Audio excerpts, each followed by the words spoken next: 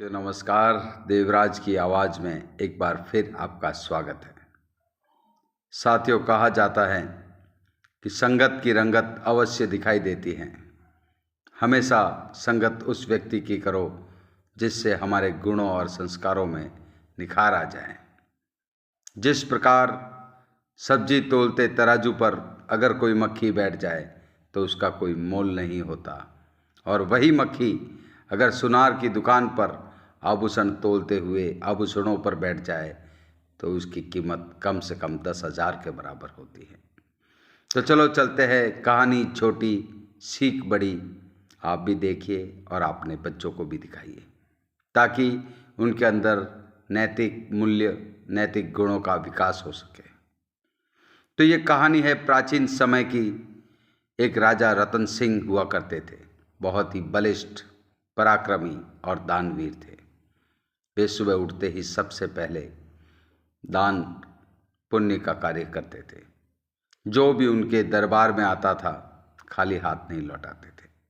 अपनी प्रजा को अपने पुत्र के समान प्रेम करते थे, किंतु उनके आस पास के समस्त राजा उससे बहुत ही ईर्ष्या करते थे और हमेशा उनके ऊपर आक्रमण की रणनीति, षड्यंत्र ऐसी क्रिया करते रहते थे।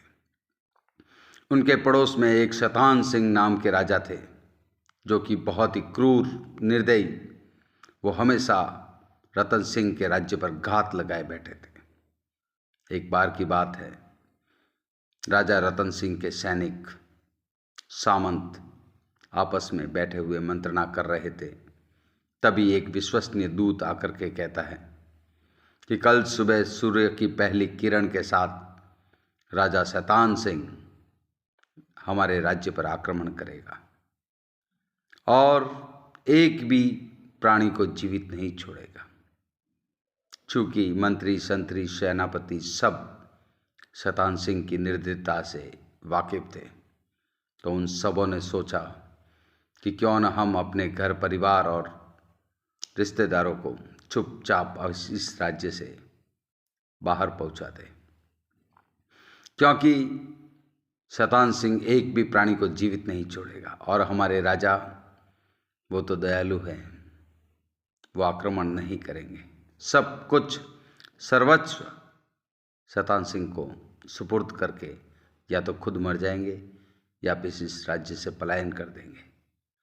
तो इस बात से समस्त संतरी, मंत्री और सेनापति ने अपने रिश्तेदारों के साथ मिलकर के रातों रात राज्य छोड़ने का निश्चय कर लिया। रात के अंधेरे प्रहर में वो जा रहे थे। नदी को पार किया, घने जंगल में प्रवेश किया। तभी उन्होंने देखा कि जंगल में एक बरगद के पेड़ पर 2 पक्षी बैठे हुए हैं और वह बरगद का पेड़ जंगल की आग से जल रहा था। तभी एक सेनापति, उसने जोर से कहा कि आग लगी इस वृक्ष में, जल रहे इसके पात, थे क्यों जल रहे हो पक्षियों जब पंख तुम्हारे साथ। हे पक्षियों, आग लग गई है इस जंगल के अंदर, तुम क्यों जल रहे हो? बल्कि तुम्हारे पास तो पंख है, तुम्हें तो उड़ना चाहिए। तो उन पक्षियों ने कहा, फल खाए इस वृक्ष के, बीट लिपट रही पात, अब उड़ने का धर्म नहीं तो जले इसी के साथ।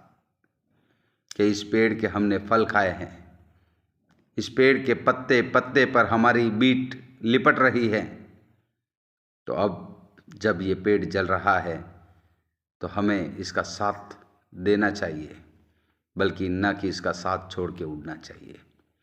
या तो हम इसके साथ ही जल जाएंगे, मर जाएंगे, किंतु इसको छोड़ के नहीं जाएंगे। तभी कुदरत का करिश्मा होता है और अचानक से तेज बारिश के साथ ही जंगल की आग बुझ जाती है और उस वृक्ष और उन पक्षियों की जान बच जाती है।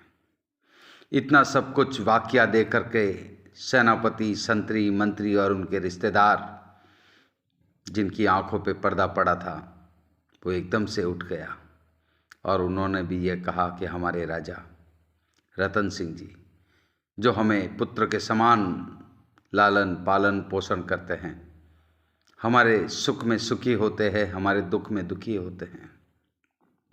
और आज विपदा आई है तो हम उनको छोड़ के जा रहे हैं। सभी ने अपने हथियारों को संभाला और पुनः राज्य की ओर लौट पड़े और कहा अब तो शैतान सिंह तो क्या,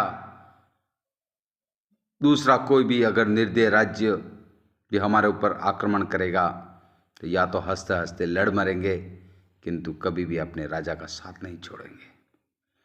तो इसी तरह से हमें भी हमारे देश, हमारे गांव, हमारे राज्य के प्रति देशभक्ति का भाव मन में रखना है, क्योंकि इसी मिट्टी में हम पैदा हुए हैं, इसी मिट्टी से अन्न जल खा करके हमारा ये शरीर बलिष्ठ बनाया है।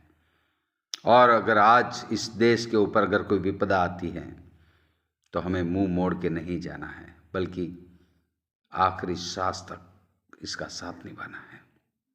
साथियों, इस कहानी से यही शिक्षा मिलती है